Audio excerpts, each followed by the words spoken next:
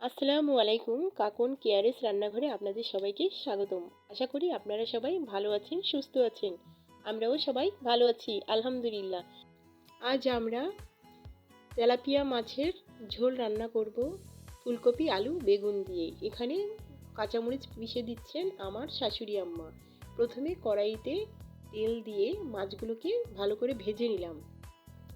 ভেজে নেওয়ার পরে কড়াইতে তেল দিয়ে পেঁয়াজ, রসুন বাটা, মরিচ বাটা, জিরে, ধনে সব কিছু দিয়ে আগে মশলাটাকে কষিয়ে নিয়ে তারপরে ফুলকপি, আলু, বেগুন ভালো করে কষিয়ে নিলাম। ভালো করে কষিয়ে নিয়ে ঝোলের পানিটা দিলাম। ঝোলের পানি দেওয়ার পরে মাছগুলোকে ছেড়ে দিলাম। কিছুক্ষণ জাল দেওয়ার পরে ঢাকনা উঠিয়ে দেখি তরকারিটা আমাদের পুরোপুরি হয়ে গেছে। এখন তরকারিটা দেখতে খুব সুন্দর লাগছে। আপনারা সবাই লাইক করবেন, কমেন্ট করবেন, শেয়ার করবেন। ভালো থাকবেন। আল্লাহ হাফেজ।